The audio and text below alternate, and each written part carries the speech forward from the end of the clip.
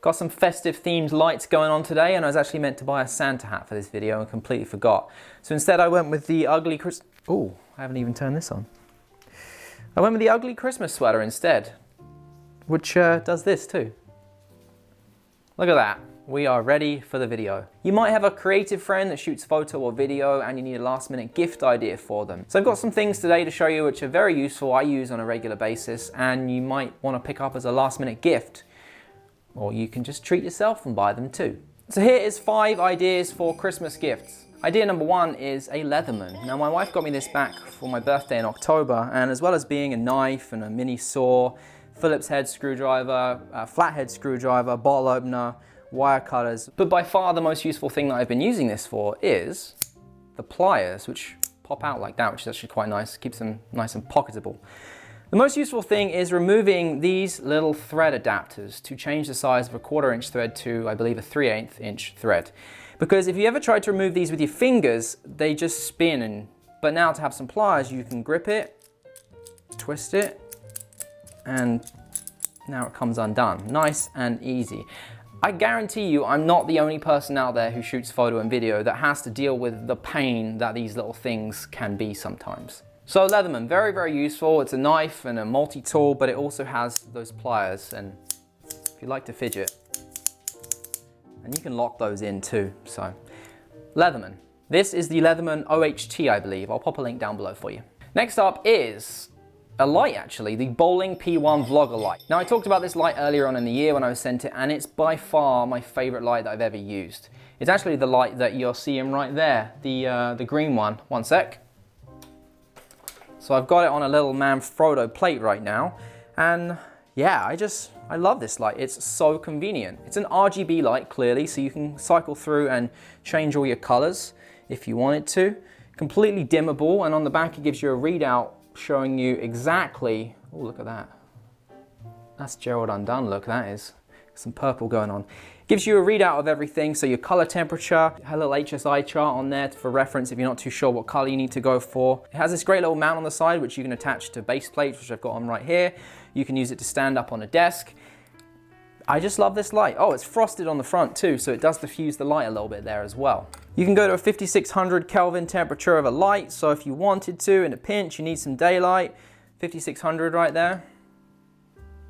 I mean, it's a bit too bright, but you get the idea. If you watched a video I shot on the Sigma recently, the beginning intro, shot with this light. By far my favorite thing to do with this light, which is completely pointless, is, let's just turn this off.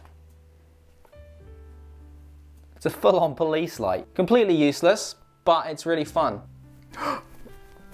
This little guy runs for $150.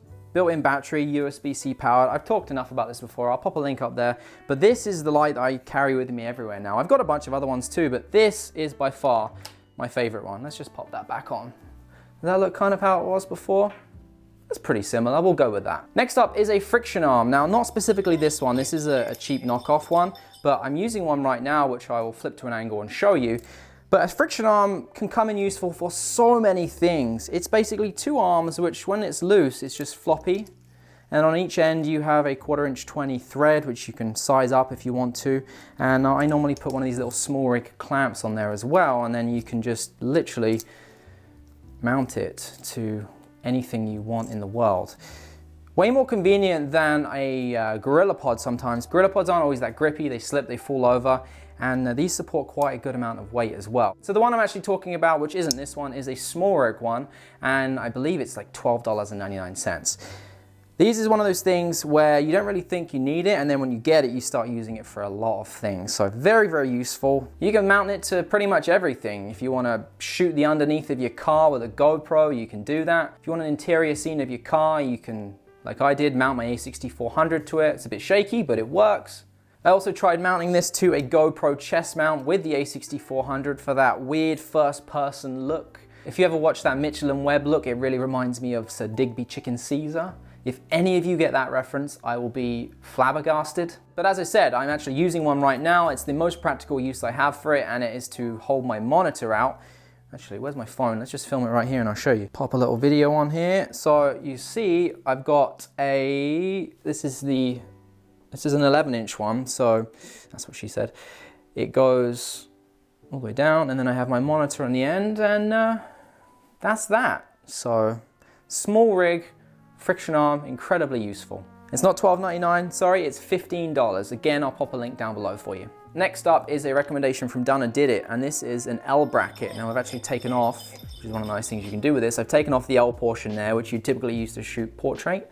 You can mount this directly to a tripod because it's an Arca Swiss style base plate on there, both on the side when it's attached and on the bottom there as well. Very, very lightweight, but my favorite thing about this is that it just adds a little bit of height to both cameras. So I have one for the A7 III right here. I also have one for the A6400, which I'm shooting on at the moment. Adds a little bit of height and just gives you a much more comfortable grip. Normally my baby finger is just hanging loose down there. It sits perfectly now right on the bottom there, as you can see. This isn't to replace a cage or anything like that. I usually shoot a lot of weddings, and right now we're out of wedding season and my camera stays in a cage for wedding season, but right now I don't need it to be in a cage, so I wanted to try out these for like 3 or 4 months before wedding season starts again. So figured I'd pick these up, and I really like them so far. I'm actually trying to think how I can incorporate this with a cage, but I don't think there is anything out there that's quite like that would work with both systems. But anyway, they don't just make them for Sony cameras. If you just search your camera and then L bracket on Amazon, you will find a ton of third-party ones. You don't really get these made by the manufacturers that much. They're normally third-party options. Small Rig makes one. This one's made by, actually this company doesn't even write it on this one. I can't remember the name of it. So there's a ton of different ones out there for all of the different cameras. The nice thing with the A6400 one too is that on the side, when you have the L part of the bracket attached, it has a cold shoe mount too. So you see right now, I have, just as a backup source, I'm using the L bracket, and let's flip around the side here. I don't know if you can see that. So this part just here has a cold shoe on it. So if you wanna attach a mic and vlog, you can do that and be able to see the flip screen at the same time. So that's another use for it for the A6400. And then finally, something that's a little bit more expensive, but I've got a ton of use out of this year, and I'm sure a lot of other people will as well if they use it the same way. It's the Insta360 ONE X. I got my hands on this earlier in the year, and I've used it. First off, I used it for just the random things that everyone uses them for, but then I started using it for behind the scenes, and I think this is where I found its true calling, its purpose in life, if you will. It's great for just popping on top of your camera, popping on top of your gimbal, on your cage, and you can get a full 360 behind the scenes of whatever you want to show. I also ended up using this for my hiking videos. I had the tripod, the long tripod that they have, and I just kind of held it back like that. It wipes that out in the software, and then it just looks like it's a third-person angle of someone following me with a camera, and I'm actually shooting on my own. I think actual 360 video, where you film it in 360 and then it gets uploaded in 360 and you have to put those goggles on and look around, or hold your phone up and look around, I think that's gimmicky. I really don't think that serves any purpose other than a little bit of an experience that you get bored of quite quickly. But capturing everything in 360 and being able to reframe after the fact, convert that to a 1080p image, and literally pick whatever you want to show from any angle, I think that is where this really shines through and where it has its purpose. I can literally pick this up, film it in whichever direction I want, upside down on its side. It captures a full 360 image, and then to edit, it's really simple. You literally connect these up via Bluetooth or wireless, and it transfers the file across. It doesn't take too long. I did a half-an-hour video for a video coming soon, and that only took about 20 minutes to transfer, which is great. And then to edit, you literally can move your phone around and it changes the angle as it's editing it. And then you just export it to 1080, airdrop it to my computer, and Bob's your uncle, ready to edit, throw into my timeline, good to go. So I love this little guy for behind the scenes, and if you know a photographer or you know someone that shoots video, or you want to do it yourself, this is a great little camera for shooting behind the scenes on your own. So if you are thinking about buying these for someone or just treating yourself, then Insta360 is actually running a Christmas special on these right now on the Creator Kit, I believe. I'll pop a link down below for you if you are interested in picking one of these up. So if you've watched this far, thank you. Genuinely appreciate it. And as a thank you as well, and a Merry Christmas, I'm gonna give away 3 copies of my LUTs to people down in the comment section down below there. Just pop a comment down, something festive, something funny, anything you want. Follow me on Instagram as well, because that's how I'll DM you with the information on how to get your LUTs. Be 3 random people, and that will be that. I will announce the winner, I don't know, in a week's time from now.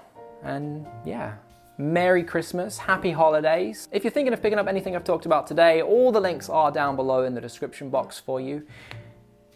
That is that, and I'll see you guys in the next video. See you later.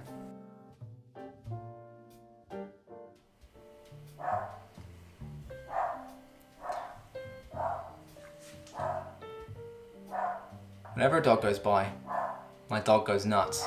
Can you hear that? Hey! You be quiet! Nobody wants to hear you yapping.